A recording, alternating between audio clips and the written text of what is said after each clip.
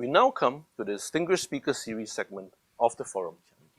This year, we are pleased to have Mr. Neelamani Muthukumar, or Muthu for short, Managing Director and Group CFO at Olam International. Olam is a leading food and agribusiness supplying food ingredients, feed, and fibre to thousands of customers globally, from large MNCs with world-famous brands to small family-run businesses. But while we enjoy our coffee, cocoa, nuts, grains, and spices, did you know that the food sector is responsible for a third of global emissions? Or that many smallholder farmers sometimes struggle to make a living, and over and undernutrition is a challenge throughout the world? The food sector certainly needs a radical reimagining, which is why sustainability is the heart of everything Olam does, and is fundamental to how they run their operations, supply chain, and processes. I'm thrilled to welcome Muthu to share his thoughts and how Olam's culture and processes have contributed to its successes in achieving its sustainability goals. Muthu, the floor is yours.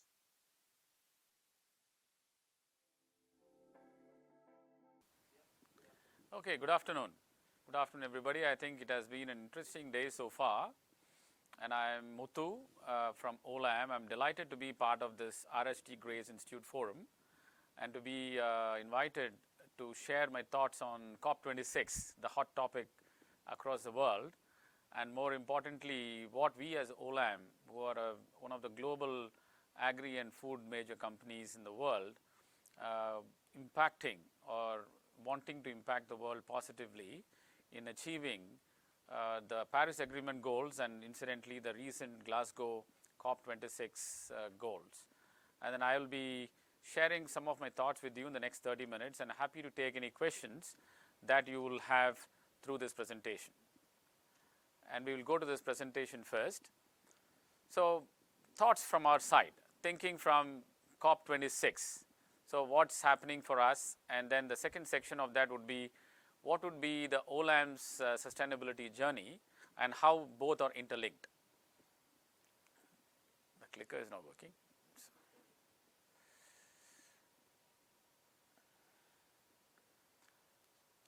So the first is going into COP26. The science called for a step change in approach.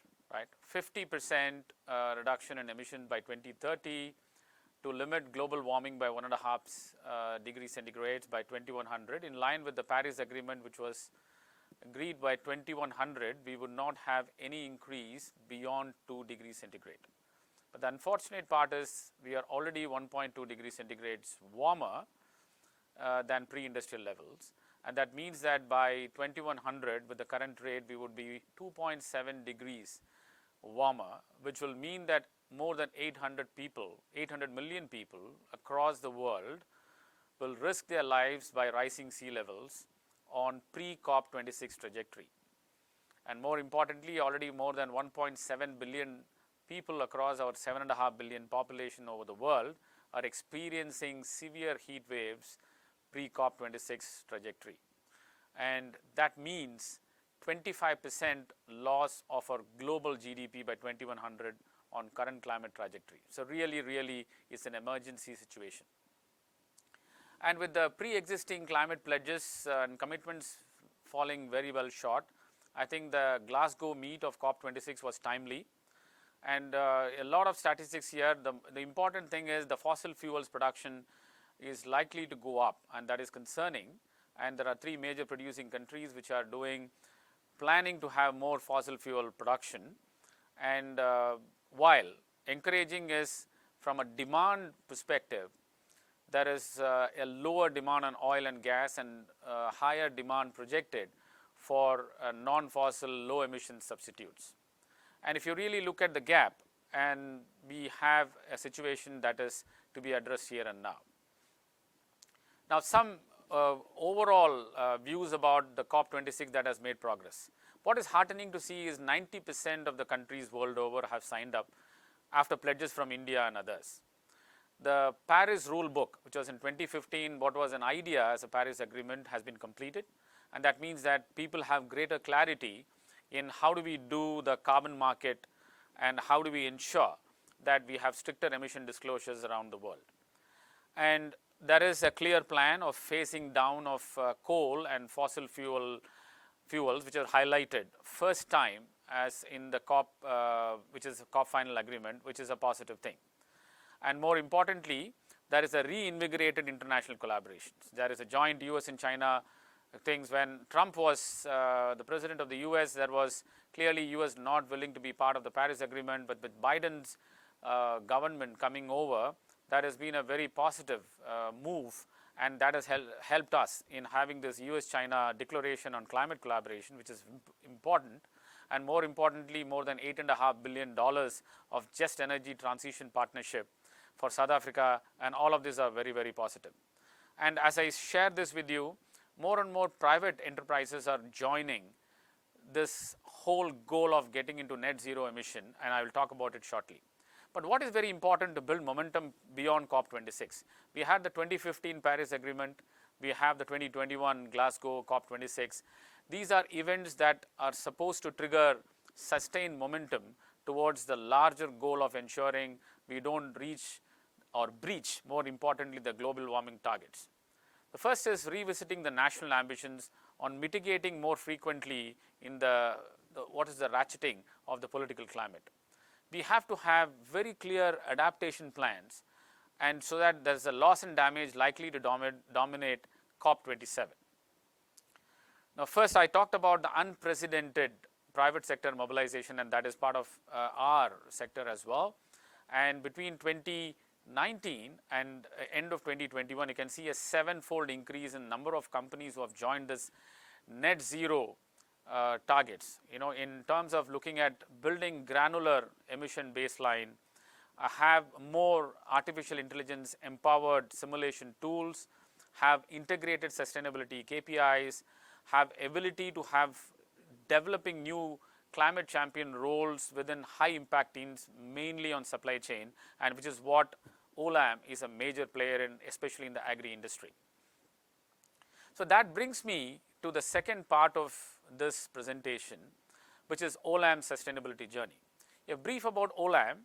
We are one of the global agri and food majors in the world, headquartered in Singapore, present in more than 67 countries, having more than 90,000 employees, more than 8,300 customers, more importantly, directly impacting more than 5 million smallholders and farmers across the world.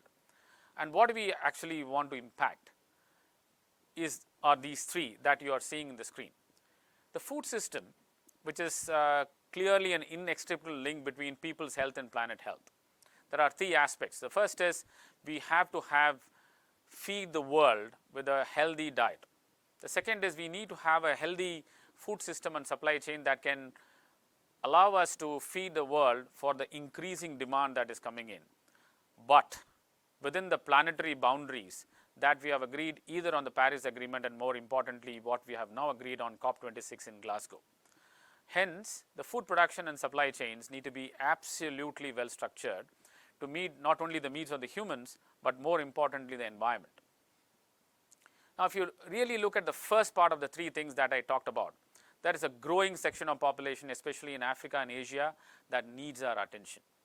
And close to 800 million people are undernourished or malnourished in Africa and South Asia, and that is where close to 2 billion people are going to grow between now and 2050.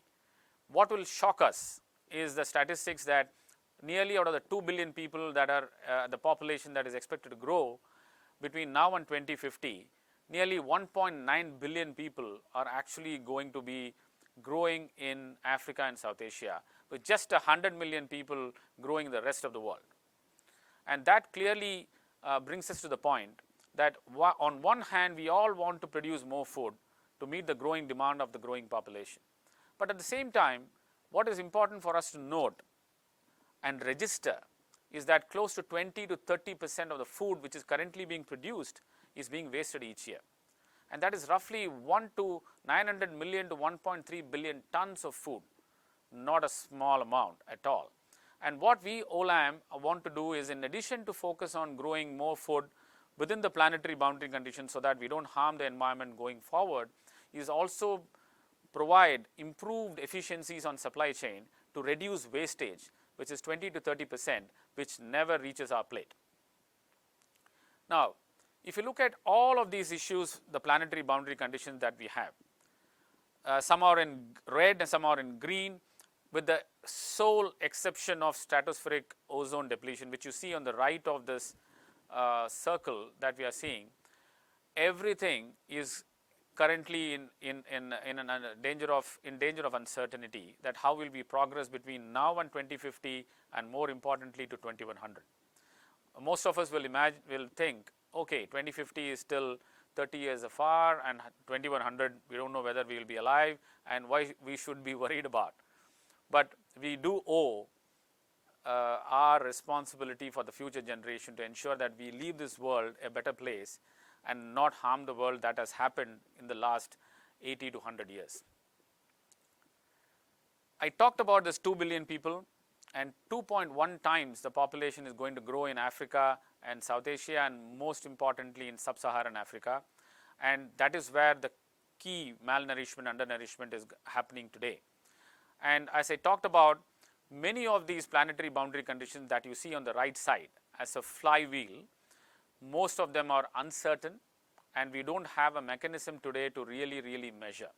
And that is seriously a concern, and that is where both public and private enterprise, along with governments across the world, have to really work together and ensure that we do not have an issue where we will have a devastating effects on the planet when we are solely focusing on growing more food to feed the growing population. So what do we do then? We need to have a sustainable agriculture and food systems, and that are absolutely essential for our planet's future. And you see there are 4 boxes on this, and there are 4 items in the middle. What are the sustainability challenges we have? On one hand, there is prosperity and inclusive growth that has to happen, and that has been very exacerbated during the COVID-19 time between last year and this year, where the richer is getting richer and the poorer is getting poorer. So we need to have a situation wherein the developing economies have a mechanism wherein they are able to really look at growing food in a form and fashion that is planet friendly. The second is we have to feed and nourish a growing population which is evolving from a more carbohydrate food to a more protein based diet. And that is something which is in evolving preferences, and that absolutely puts a lot of constraints on our natural resources. And we have to conserve and regenerate our natural resource base. And we have serious challenges in availability of water especially, right? And some of us believe that if, God forbid, there is a World War III, and it will be fought over water resources. And that's as emergency situation as we are looking at. And finally, how do we mitigate and adapt to climate change and focus on generating less waste? And that is what Olam is all focused on. And if you look at all the 4 of the boxes that you see, we have a growing population for which we need to feed more food, but we have to have reliability in feeding food and healthy diet, and that is one. The second is, as I talked about, more than 800 million people are undernourished, and how do we ensure that they are nourished better? Which means that 1 in 5 people, or roughly 250 million people in Africa alone, are undernourished, and more than 380 million people in Asia are undernourished. And that means that globally 1/3 of our food never reaches our plates for eating. And on the left hand side, on the green box that you see, roughly 1/3 of our land is now degraded and degenerated and less fertile. And that means that we are actually degenerating close to 24 billion tons per year of topsoil, which is absolutely important for us to ensure that these lands are arable. And we need to also recognize, while food systems are generating roughly 1/3 of the global greenhouse gas emissions in the world, we can actually look at several things to mitigate that global greenhouse gas emissions by looking at, for example, if you reduce food loss and wastage by 20 to 30% that I talked about, 8% out of this roughly 30% of the greenhouse gas emissions can be dramatically brought down. And all of this is also inducing other issues like the climate change, which has brought about droughts in Australia and the US. You have seen floods across various parts of Asia, resulting in hunger, unrest and migration.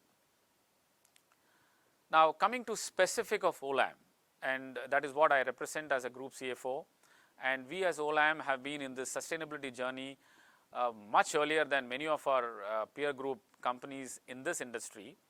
We have a global footprint in food, feed and fibre markets, and more importantly our business model allows us to closely engage with smallholder farmers of more than 5 million people in direct and indirect relationship across 67 countries. We have more than 200,000 hectares of farms and plantation under direct management, but more importantly more than 4 million hectares of engagement with smallholder farmers during indirect management. As I talked about, we have more than 60 countries presence and more than 17,000 customers worldwide. And we are going through a major reorganization plan as we speak, and these are the three big operating groups that you see in front of you: Olam Global Agri, Olam Food Ingredients, and the remaining of the current Olam group, what is called Olam International.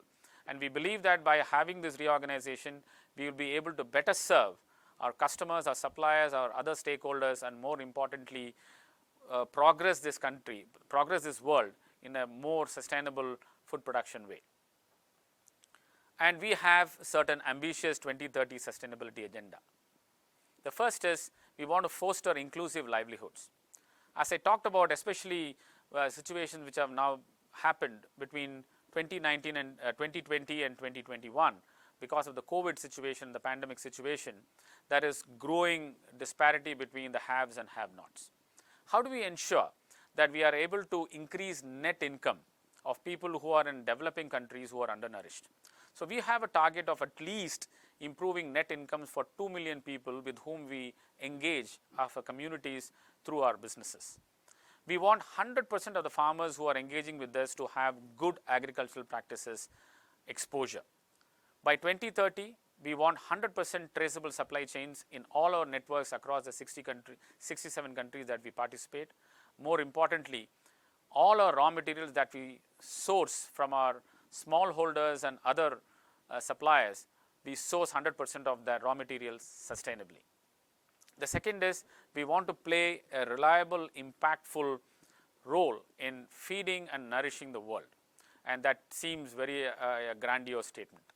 But believe me, many of our private sector companies are today joining together to create a positive impact along with public sector and government, and that is of primary importance for us to positively impact this world. How do we do that? We have committed that we will reduce food loss and waste in our supply chains by 50% by 2030. And we will improve access to nutritious food to at least 5 million people more by 2030. And all of our strategy and business models are geared towards achieving this goal, what I am talking about. The third pillar is regenerate soils and ecosystems. I just talked about roughly 24 billion tons of topsoil is getting degraded as we speak because of all the things that we are not doing properly. And we want to regenerate that, and at least through Olam's own initiatives, we want to drive regenerative agricultural practices, including crop rotations and good agricultural practices, to regenerate roughly 1 million hectares by 2030. This is just an Olam commitment. And we want to also protect our ecosystems and biodiversity across 2 million hectares, and more importantly 10 priority landscapes that has been defined in Paris Agreement.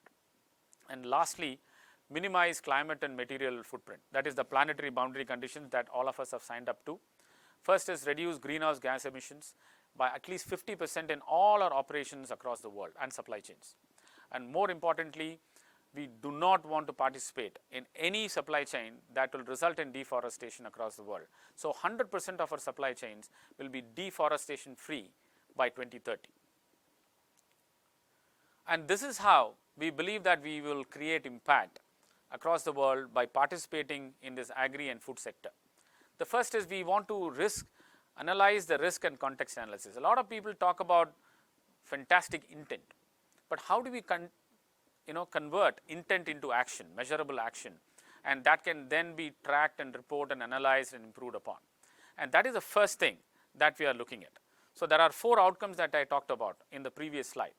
Foster inclusive livelihoods, feed and nourish the world, regenerate soils and ecosystems, and minimize climate and material footprint.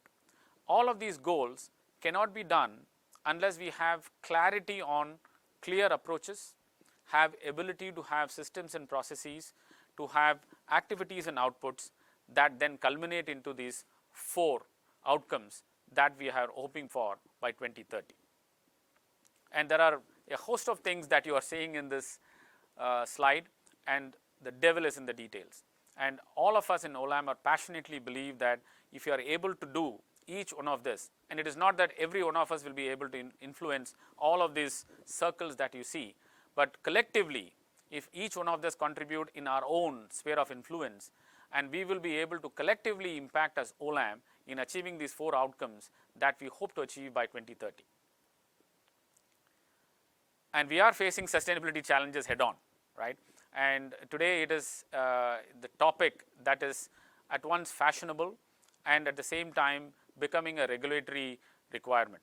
But we have been in this journey for more than 10 years, and we believe that we have a head start across in our industry especially, wherein we are able to positively influence and create that momentum where others can also learn along with us in ensuring that we are able to meet all these 4 sustainability challenges that is confronting the world. And I have just given some part of what we are in terms of our global leadership positions on these 4 boxes and our ability to engage across multitude of countries, significant number of stakeholders that I hope and believe that we will be able to meaningfully impact on meeting these sustainability challenges on a global scale. So what are these 3 key mechanisms that we have put in place to implement our sustainability vision? The first is robust governance structure, because intent alone, as I talked about earlier, is not enough. We need to have a robust governance structure which is has an ability to be independently reviewed, audited, and has an ability to execute the sustainability strategy across the organization. For us, sustainability is not charity. It is not distinct from our strategy. It is an integral part of our strategy, because the business managers on the ground, if they don't believe in what the corporate will talk about, this will only be a statement of intent.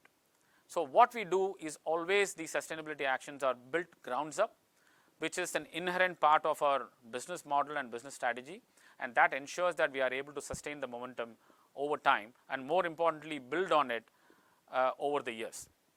The second is has to be a strong linkage and alignment between the sustainability and financial metrics. Today we see that many of the companies, many of the organizations report sustainability metrics independent of financial metrics. Here again we had taken some lead, especially in this part of the world, wherein we have issued last year an integrated impact statement, and that is something which is going beyond financial capital into human capital, natural capital, and other aspects of sustainability capital that allows us to integrate financial and sustainability metrics. And that is absolutely key for the world to recognize and realize that this is not a freebie just because Mother Nature is not billing us for all the negative impact that we are creating at all these natural resources are coming to us for free. And finally, it is not about just people. We have to leverage on digital solutions and new ventures to scale sustainability across the ecosystem. And that is what we are also trying to do in the last 2-3 years. So I just want to say that this is an important slide for every person that having an opportunity to see and watch this session. We need to have a robust governance structure. There has to be a top-down vision. There has to be a grounds-up, groundswelling of support, and buy-in of these two. The vision and the support is key for us to sustain this momentum, to ensure that each one of us, either as an individual or as an organization or as a public sector organization or as a government, are able to meaningfully impact in meeting this very, very challenging sustainability goals. I talked about this integrated impact statement that we had developed and reported in 2021. We pioneered it in 2020, we built on it in 2021, and we had clearly articulated that we have been able to do a natural capital accounting for just one BU, cocoa BU, for the last 3 years, and we are building this across for other BUs in our portfolio. We again, as a pilot run, we completed human capital accounting case for our Vietnam operations in Asia, and then we also started the journey to develop a digital tool which will drive automation and scaling of the integrated impact statement across all BUs. So that's the scale up where I talked about in the previous slide as implementing digital solutions. And finally, at this stage, as Olam, we have 6 new ventures, which is focused on sustainability and digital as an enabling platform to build what we call as Engine 2. These are currently under incubation. Out of that, there are 2 ideas. One is called the G.R.A.C.E, another is called GreenPass. G.R.A.C.E is a farmer services platform, a B2C platform, where we already have what we call a minimum viable product or a proof of concept that we have built in South Sulawesi and East Medan in Indonesia, and in 3 locations in India between south and west of India, where we are impacting corn farmers as well as impacting rice farmers in India. And this will basically disintermediate the entire supply chain and allow us to limit food wastage. I talked about in the earlier part of the presentation, 20 to 30% of our food is wasted, which never reaches our plate. And that is because the food supply chain has got from the farmer and several intermediaries who not only prevent farmers from not realizing what is rightfully their share of the prosperity. And that is one thing that we are looking at in impacting growing community of farmers so that they retain interest in growing more food. More importantly, if you make the supply chain more efficient by disintermediating the supply chain, by leveraging on digital technology, we will be able to dramatically reduce food wastage. And that is something which we are talking about in G.R.A.C.E. In GreenPass, which is another solution, where increasing regulatory requirements are coming in and then saying that we will charge you carbon tax. For example, Singapore has already implemented carbon tax, right? And that is going to go up. The carbon pricing, which has been languishing for several years, has been now seeing new historical highs, and people are looking at $50 to $100 a ton of carbon that you emit as part of a business to be penalized. And many small and medium enterprises may not be able to afford in having their own independent plan to reduce greenhouse gas emissions and be carbon neutral. So they need help from other organizations who can do that. And their business models may not allow them to dramatically change overnight to be carbon neutral. So the GreenPass is a solution where we are looking at small and medium enterprises who do not have the luxury of building their own plan for being carbon zero, net zero or carbon neutral in the future. We can provide solution in terms of helping them measure how much of carbon emission they are having today, and more importantly, allow them to manage it over time in a reliable manner, and also engage with several of them to co-partner and have a meaningful impact in linking the prosperity of farmers, growing more food reliably, ensuring that the undernourished population is fed, and in the process, reduce greenhouse gas emissions globally. And with that, I end this presentation, and thank you for giving me an opportunity, RHT G.R.A.C.E community, and happy to take questions. Thank you once again for giving me an opportunity. I'm sure you will have more an engaging panel that is coming up next, and wish you all the best, and hope that next time when we meet after COP27 or so, we are having a much better world, and we all have meaningfully impacted in leaving for the next generations a much better place for them to live in. All the best. Thank you, Muthu, for sharing the inspiring success stories and learning points from Olam's incredible sustainability journey.